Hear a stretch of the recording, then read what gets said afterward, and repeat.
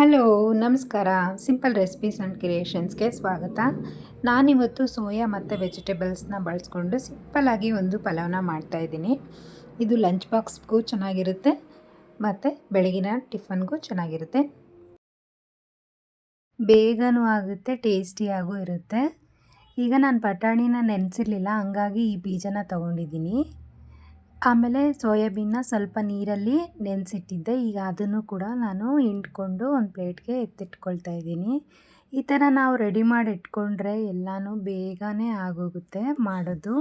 ಹಾಗೆ ನಾನು ಮಸಾಲಕ್ಕೆ ಜಾಸ್ತಿ ಏನೂ ಹಾಕಿಲ್ಲ, ಸ್ವಲ್ಪ ಸಿಂಪಲ್ಲಾಗಿ ಮಸಾಲಾನ ಪ್ರಿಪೇರ್ ಮಾಡ್ಕೊಳ್ತಾ ಇದ್ದೀನಿ.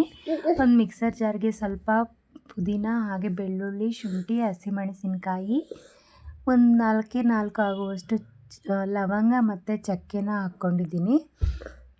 ಹಾಗೆ ಸ್ವಲ್ಪ ಕೊತ್ತಂಬರಿ ಸೊಪ್ಪು ಇತ್ತು, ಅದನ್ನು ಕೂಡ ಹಾಕ್ಕೊಂಡಿದ್ದೀನಿ. ನೀವು ಸ್ವಲ್ಪ ಜಾಸ್ತಿನೇ ಹಾಕ್ಕೊಳ್ಳಿ, ಕೊತ್ತಂಬರಿ ಸೊಪ್ಪು ಚೆನ್ನಾಗಿರುತ್ತೆ.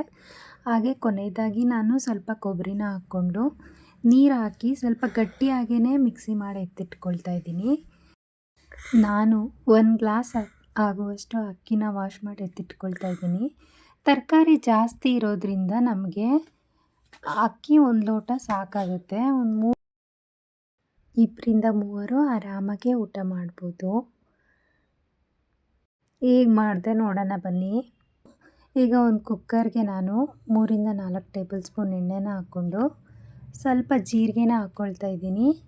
ಆಮೇಲೆ ಹೆಚ್ಚಿಟ್ಟಿರ್ತಕ್ಕಂಥ ಎಲ್ಲ ತರಕಾರಿಗಳ್ನೂ ಹಾಕ್ಕೊಳ್ತಾ ಇದ್ದೀನಿ. ಬೀನ್ಸು, ಕ್ಯಾರೆಟು, ಆಲೂಗಡ್ಡೆ, ಹಾಗೆ ಈರುಳ್ಳಿ ಹಾಕ್ಕೊಂಡು ಮಿಕ್ಸ್ ಮಾಡ್ಕೊಳ್ತಾ ಇದ್ದೀನಿ.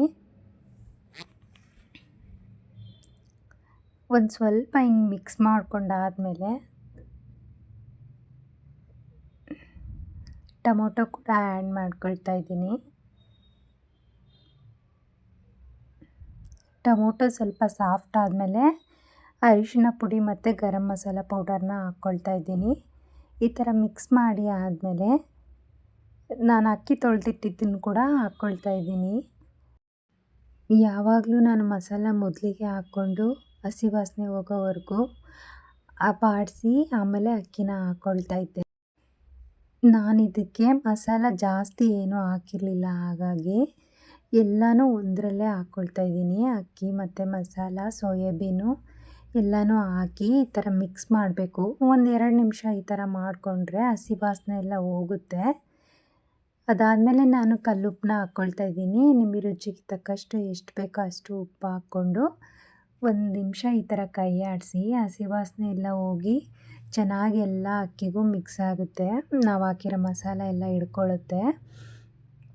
1 ಲೋಟ ಅಕ್ಕಿಗೆ ನಾನು 3 ಲೋಟದಷ್ಟು ನೀರನ್ನ ಹಾಕ್ಕೊಳ್ತಾ ಇದ್ದೀನಿ. ನಿಮಗೆ ಅಕ್ಕಿ ಮೇಲೆ ಡಿಪೆಂಡ್ ಆಗುತ್ತೆ. ನಮ್ಮ ಮನೇಲಿ ಅಕ್ಕಿ ಚೆನ್ನಾಗಿ ನೀರು ಹಿಡಿಯೋದ್ರಿಂದ 3 ಲೋಟನ ನೀರು ಹಾಕ್ತಾಯಿದ್ದೀನಿ. ನಿಮಗೆ 2 ಲೋಟ ಬೇಕಂದರೆ 2 ಲೋಟ ಹಾಕ್ಕೊಳ್ಳಿ. ಈ ಥರ ಮಿಕ್ಸ್ ಮಾಡಿ ಒಂದು ಸಲ ನೀವು ಉಪ್ಪನ್ನು ನೋಡ್ಕೊಳ್ಳಿ, ಆಗಿದೆಯೋ ಇಲ್ವೋ ಉಪ್ಪು ಅಂತ. ಅದಾದಮೇಲೆ ನೋಡ್ತಾ ಇರ್ಬೋದು, ಪಕ್ಕದಲ್ಲಿ ನಮ್ಮ ಫ್ರೆಂಡ್ ಕೂಡ ಬಂದಿದ್ದಾರೆ, ಪಾರಿವಾಳ. ಯಾವಾಗಲೂ ನಾನು ಬೆಳಗ್ಗೆ ಬ್ರೇಕ್ಫಾಸ್ಟ್ ಮಾಡಬೇಕಾದ್ರೆ ಅದು ಕೂಡ ಬಂದಿರುತ್ತೆ, ಮತ್ತು ಸೌಂಡ್ ಮಾಡ್ತಾ ಇರುತ್ತೆ. ಅದಕ್ಕೆ ಕೂಡ ನಾವು ಊಟ ಹಾಕ್ತಾ ಇರಬೇಕು. ಈಗ ನಾನೆಲ್ಲ ಮಿಕ್ಸ್ ಮಾಡಿ ಟೇಸ್ಟ್ ಮಾಡಿ ನೋಡಿದೆ, ಉಪ್ಪು ಸರಿ ಇತ್ತು. ಈಗ ವಿಸಿಲ್ ಹೊಡ್ಸಿದ್ದೀನಿ 2.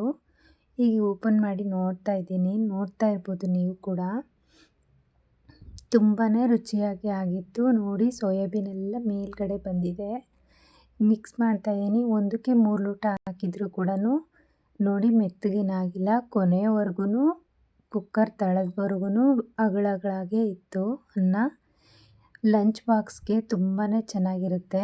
ಮಕ್ಕಳಿಗೆ ಮಧ್ಯಾಹ್ನ ಹೊತ್ತು ತಿನ್ನೋಕ್ಕೆ ಹೆಲ್ದಿಯಾಗೂ ಇರುತ್ತೆ, ಟೇಸ್ಟಿಯಾಗೂ ಇರುತ್ತೆ. ಬೆಳಿಗ್ಗೆ ಬ್ರೇಕ್ಫಾಸ್ಟ್ ಕೂಡ ಚೆನ್ನಾಗಿರುತ್ತೆ. ನೀವು ಮಾಡ್ಕೊಂಡು ನೋಡಿ. Thank you for watching video. ಯಾರೆಲ್ಲ ನನ್ನ ಚಾನಲ್ಗೆ ಸಬ್ಸ್ಕ್ರೈಬ್ ಆಗಿಲ್ವೋ ಪ್ಲೀಸ್ ಸಬ್ಸ್ಕ್ರೈಬ್ ಆಗಿ.